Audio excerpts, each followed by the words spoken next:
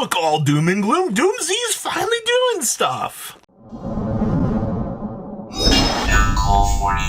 Make sure you guys smash the little crap out of that subscribe button so you guys don't miss out on more coming. I think I'm more excited to see that Doomz is being looked at and talked about, because I love this deck, man. I have loved it ever since it came out. I thought Jupiter was a crazy powerful boss mon. It's what you would expect from, you know, some level of good stuff, but some of these cards still have kind of disappeared. Looks like $30 still on 5, which is all right.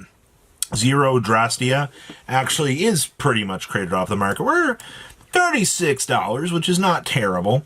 And Drastia is coming in still 20 with 13 listings. Secret rares are a whole whopping $1. Yes, that's right.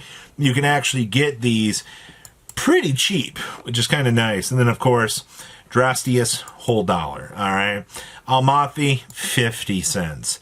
All right. So while you do have the secret rares exploding up in value, or excuse me, the Starlights exploding, they all look the same, man. You can't blame me for that. Well, they're doing their thing. It's actually not too bad. Actually, I think, dare I say, I think you can get this whole core. So this is like $6. This is another $9. 10, 11. I think you can get the whole core for about $10 for Doomz. That's amazing, actually. All right, Armades. So if you've not been paying attention, the Elven Note hype train has been, we've looped like 6 times now on this, and Armades has been taken off of the market like, what, 80 of these times that we have spun around. It's not really a surprising feat, but you know, $28 for a light Fiend monster to do full Fiendsmith combo is kind of crazy. And this is what happens when you take the generic card and you blow it up. Now you force the player base to have to look for those concessions in order to basically maximize and to get the good results that we want. Well, as you can see, 14 listings, 9 listings. Actually, I'm going to say it. I think that this is the most listings I have seen of Armades on the market in a little while. I actually think we are essentially recovering from all of the hype that has actually come from this. So this is actually a good thing. Jinzo Layered. This is kind of interesting. So evidently Heck of Hands and anything Heck of Hands related has been pretty interesting just to kind of track. But I mean, it's detaching material from this card. Target a face-up monster your opponent controls and take control of it till the end phase, but it cannot activate its effects or declare an attack. So if we stick 2 level 6s together, we jack our opponent's monster, we can then use that opponent's monster to basically facilitate and do whatever we're going to want on the additional little combo lines and kind of get set up. I don't know how I feel about this anymore, man. I think it's fine. But also, if a trap is on the field, you can tribute a monster, and if you do, destroy a face-up card on the field. You can only use each effect of Jinzo Layered once per turn, but honestly, there's still plenty of these to go around. It's just, this is not the first time we've watched this card kind of hyping itself up, trying to be something that it really isn't. Actually, it's kind of cute to see. So, nice $11 card, to say the least. Ancient Gear statue. This one, sorry, had to fart there for a second. The old statue was mocking me. The more that we have kind of stared at this card over time, it is not surprising to see that, you know, we're heading up to the $7, $8 mark. Now, if you're like, oh my god, you know, stop hyping up Ancient Gears, they're not doing anything.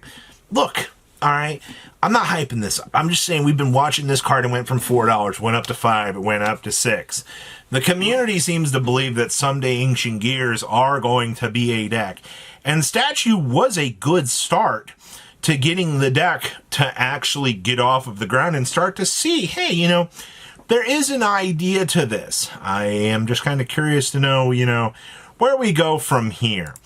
The Raiders Night. Actually, it's kind of impressive to me is the rare is also $1 right now, and then the ultra rare from Phantom Revenge is, I mean, creeping up as well. Now, the thing we care about with this is always treated as a Phantom Knight Raid Raptor card, but this was the thing that allowed you to basically deviate into whichever of the, do you need to go down Phantom Knights, Raid Raptor, or Exceeds Dragon to be able to use this to do its thing. I mean, it was very simplistically a good generic card that you could access to be able to help you do what you wanted to do. And I kind of like that, but still, we are heading into the time where we've been getting more and more support for these archetypes.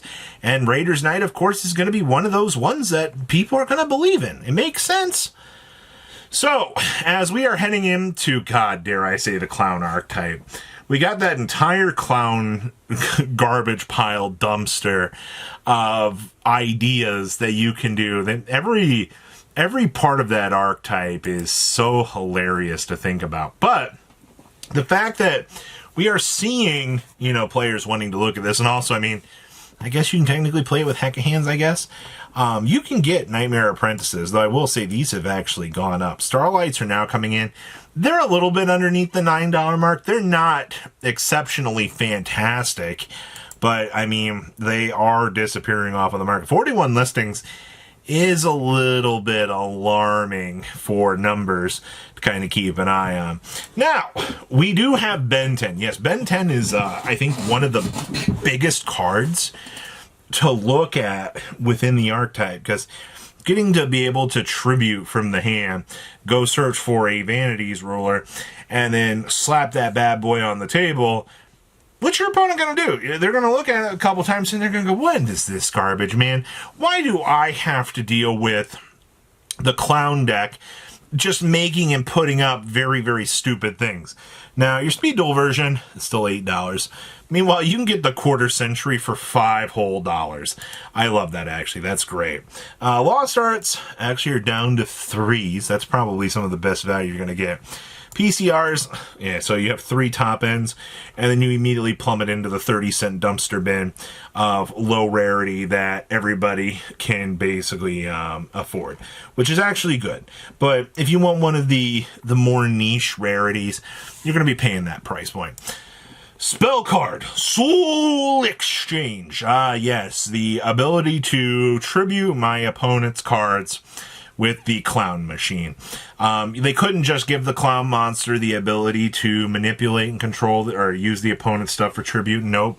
We had to look into this on our side, which is really disappointing, actually. But solidly looks like every single copy of this card is coming in at about $1 plus shipping. But once again, I mean, this was one of the, we're not going to say it was like a throwaway Starlight rare, but this was one of the easiest to get Starlight rares. This and the Spell Card Monster Reborn are both very, very interesting cards that you can use to be able to do whatever you want strategy-wise. And that's actually pretty unique. I do like that a lot. So we will see, what more is to come with this. Dragon's Mind's also another card that generically works with the new clown archetype. 2,500 is one of our favorite stat lines in the entire game, actually. And as you can see, I mean, this has been a 20-cent card. Until we actually get like an OTS rarity upgrade for this, I think this card is going to stay very much down. And then we have Regenesis. You get QCR Regenesis Archfiends now for $30 a piece. That's so good. Regenesis spell cards are 26s. The Sage is a whole $11. Looks like you got $10 copies of Lord. And then you just drop down here. Secret Archfiends are 5s.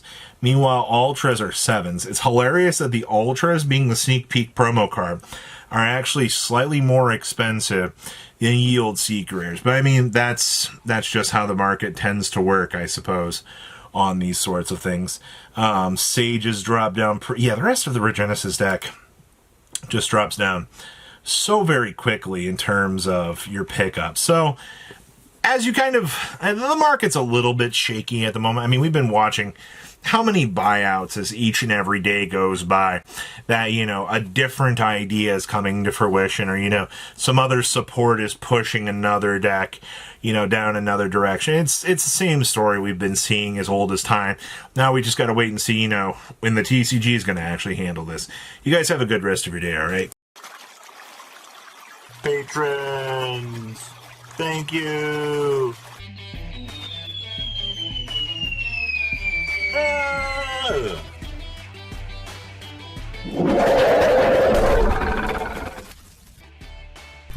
Thank you so much for watching. Check out these other videos.